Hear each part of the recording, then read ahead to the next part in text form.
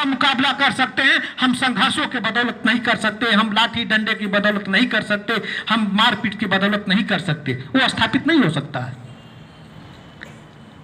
इसीलिए बाबा साहब के सिद्धांतों पर चलकर जब मानवर कांसीराम साहब ने नाम लेना उचित है, ऐसे भले कोई कहे कि राजनीतिक पार्टी है, लेकिन जरूरी है बताना लोगों को।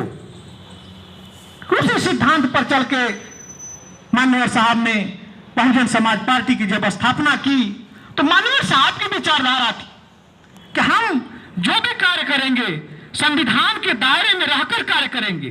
बाबा साहब ने जो वोट दिया उस वोट का हम इस्तेमाल करेंगे और उस वोट के अधिकार से हम भारत की सत्ता पर काबिज होंगे, हम भारत के शासक बनेंगे उस वोट की बदौलत। और उन्होंने नारा दिया कि वोट से लेंगे पीएम सीएम, आरक्षण से लेंगे एसपीडीएम।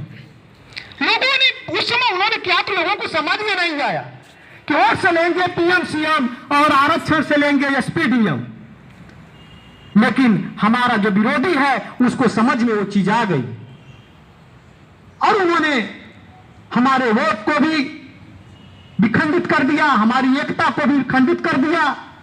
आज आप देख रहे हैं कि हम कहते हैं बहुजन एकता की बात करते हैं, हमारे में बहुजन एकता कितनी है, कितनी पार्टियां बन गई बाबा साहब के नाम पर।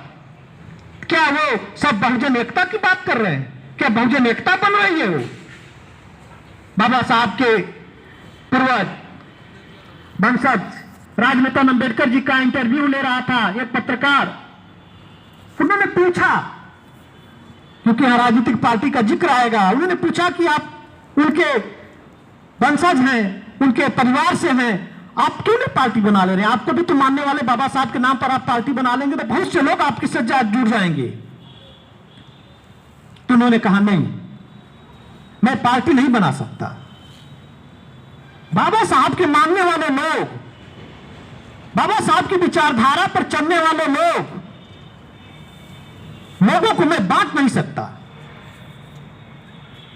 लोगों को अपना स्वार्थ सिद्ध करना है, पार्टियां बना ले, लेकिन मैं जहां तक मेरा मानना है कि अगर बाबा साहब की विचारधारा पर, बाबा साहब के सिद्धांतों पर अगर कोई चल रहा है तो वह बहुजन समाज पार्टी चल रही है। और पूरे भारत में वो डिप्रेस क्लास, या बाबा साहब की भाषा में जो डिप्रेस क्लास बाबा साहब कहते हैं, जो मजलूम है, दलित हैं, शोषित हैं, वो सभी, वो धर्म की बात नहीं करते, जाति की बात नहीं करते, चाहे वो किसी भी धर्म का हो, अगर वह शोषित है, दबाया गया है तो बाबा साहब का प्रतिनिधि है। बाबा साहब उसकी बात करते हैं, चाहे वह सवर्ण हो, चाहे वह माइनॉरिटी का हो, चाहे एसटी का हो, चाहे ओबीसी का हो, चाहे एससी का, कोई भी है, अगर वह दबाया जा रहा है, उसका शोषण हो रहा है, तो उसके लिए बाबा साहब ने संविधान दिया है कि लो, इस संविधान में ये जो कानून है वो तुम्हारी सुरक्षा करेगा।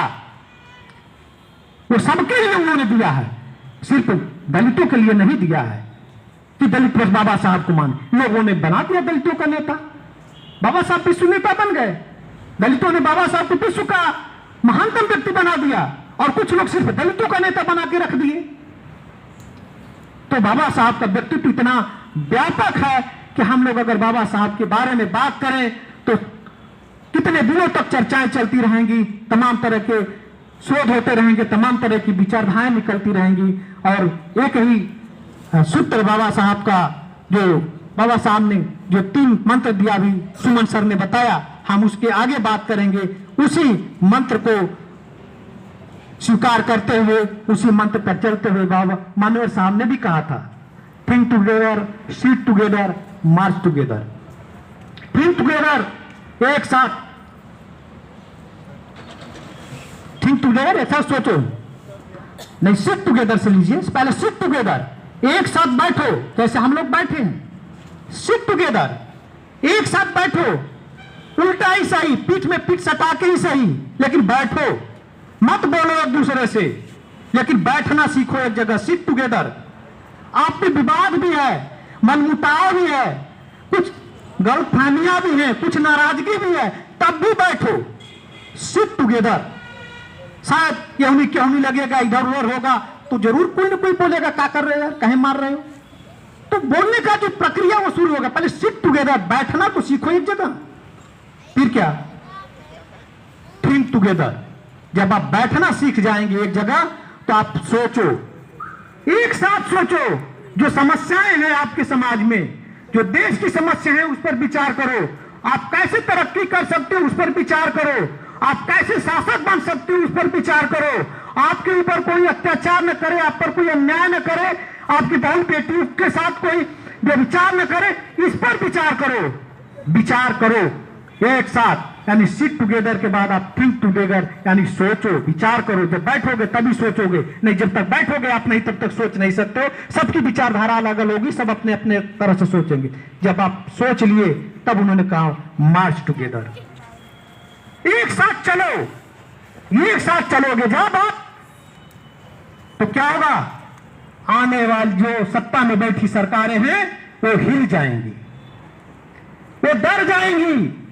आज देखिए किसान एकजुट है, सरकार वार्ता पे वार्ता करती जा रही है। आज शायद 5वां या 6वीं वार्ता होनी थी, किस लिए? क्योंकि वो एक जगह बैठ करके एक साथ सोच लिए, फिर एक साथ चल दिए।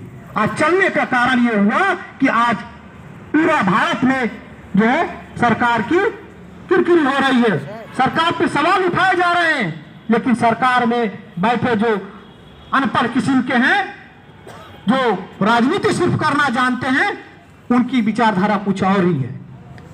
तो हमें उनसे भी सीख, एक छोटी सी चीज जो अभी हमें ज्वलंत उदाहरण है उससे हमें सीख लेनी चाहिए।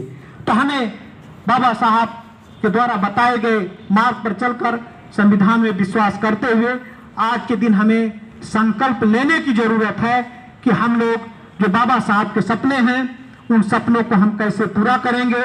अभी जैसे कि सर ने कहा कि हमें अपने